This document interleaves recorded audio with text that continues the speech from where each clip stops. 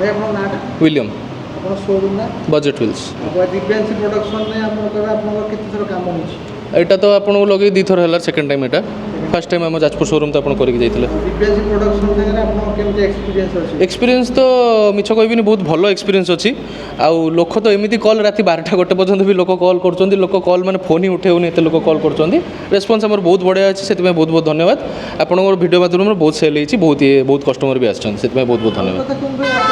First time ଡାକିଲେ ଆଜ୍ଞା production ଆପଣଙ୍କର ଆଜ୍ଞା କଭରେଜ କରିବା ପାଇଁ, ଆଜ୍ଞା।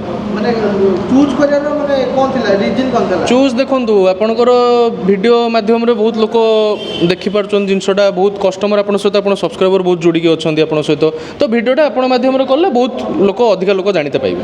ଆଉ ମେନ୍ କଥା କ'ଣ, ତାର ଯେଉଁ କାମ କରିବା ଟାଇମିଂ କଥା କହିବା, ଯେଉଁ ଟାଇମିଂ କହିଥିବେ ଆସିକି ପହଞ୍ଚିବା ପାଇଁ, କି କାମ କରିବା ତରିକା ଆପଣଙ୍କୁ କେମିତି ଲାଗେ? ନାଇଁ ସବୁ ଭଲ ଅଛି, ଆପଣ ତ ଯେଉଁ ଡେଟ୍ ଯେଉଁ ଟାଇମ୍ କହିଛନ୍ତି ଆସିକି ପହଞ୍ଚୁଛନ୍ତି, ଠିକ୍ ଠାକ୍ କରୁଛନ୍ତି, ଆମର କିଛି ପ୍ରୋବ୍ଲେମ୍ ନାହିଁ ତା ଦେହରେ। କୋପରେସନ୍ କଥା କେମିତି କ'ଣ କହିବେ ଆପଣ ଭିଡ଼ିଓ ପଡ଼ିଆ ଟାଇମ୍ରେ, କି ଭିଡ଼ିଓ ପରେ ମାନେ ଫୋନ୍ ହଁ ରିସିଭ୍ ଆଜ୍ଞା କୋପରେସନ୍ ସବୁ ଭଲ ଅଛି, କିଛି ଅସୁବିଧା ନାହିଁ ତା ଦେହରେ। ଆଉ ଆମର କହିବା ଯେଉଁ ଭିଡ଼ିଓ କରନ୍ତି ତାଙ୍କର ଷ୍ଟାଇଲ୍ ହେଇଗଲା, କିନ୍ତୁ ତାଙ୍କର ଏଡ଼ିଟିଂ ଷ୍ଟାଇଲ୍ ହେଇଗଲା, କିମ୍ବା ତାଙ୍କର ଯଦି କହିବା ଆମର କାମ କରିବା ତରିକା ଆପଣଙ୍କୁ କେମିତି ଲାଗେ? ନାଇଁ ଆପଣ ତ କରିଛନ୍ତି ଭଲ, ୟୁଟ୍ୟୁବ୍ରେ ବି ଆର ଥର ପଡ଼ିଛି, ଲୋକମାନେ ବି ଦେଖୁଛନ୍ତି, ବହୁତ ଭଲ ଅଛି, ମୋତେ ବି ବହୁତ ଭଲ ଲାଗିଛି, ଲୋକମାନଙ୍କୁ ବି ବହୁତ ଭଲ ଲାଗିଛି, ନେଗେଟିଭ୍ କମେଣ୍ଟସ୍ ବି କିଛି ଆସିନି, ବହୁତ ଭଲ ଅଛି ଆଜ୍ଞା। ଆଜି ଭିଓସ୍ ହିସାବରେ ଦିବ୍ୟାଂଶୀ ପ୍ରଡକ୍ସନର ଭିଡ଼ିଓ ଦେଖନ୍ତୁ, ଅଲଗା ଭିଡ଼ିଓ ଦେଖନ୍ତୁ, ଆପଣଙ୍କୁ କେମିତି ଲାଗେ? ଆଉ କ'ଣ ଇମ୍ପ୍ରୁଭମେଣ୍ଟ ହେଇପାରିବ? ଭଲ ଭିଡ଼ିଓ ଦେଖେ, ମୁଁ ତ ଆପଣଙ୍କର ଗୋଟେ ସବସ୍କ୍ରାଇବର ବି, ମୁଁ ଆପଣ ସବୁ ପ୍ରକାର ଭିଡ଼ିଓ ଯେତିକି ସମୟ ପାଇଲେ ସବୁ ପ୍ରକାର ଭିଡ଼ିଓ ଦେଖେ।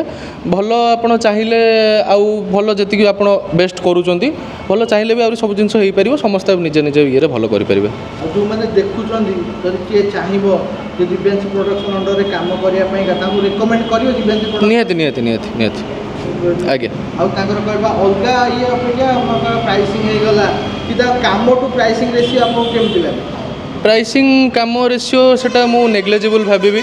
ଯେଉଁ ପ୍ରକାର ଆପଣ କୋପରେସନ୍ ଦେଉଛନ୍ତି, ଯେଉଁ ପ୍ରକାର ଆପଣ ସର୍ଭିସ୍ ଦେଉଛନ୍ତି, ତା ସାମ୍ନାରେ ପ୍ରାଇସ୍ଟା ବହୁତ ନେଗ୍ଲେଜିବୁଲ୍ ଅଛି।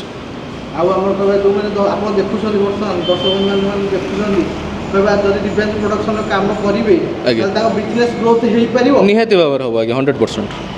ଥ୍ୟାଙ୍କ ୟୁ, ନମସ୍କାର। ଆଜ୍ଞା ନମସ୍କାର।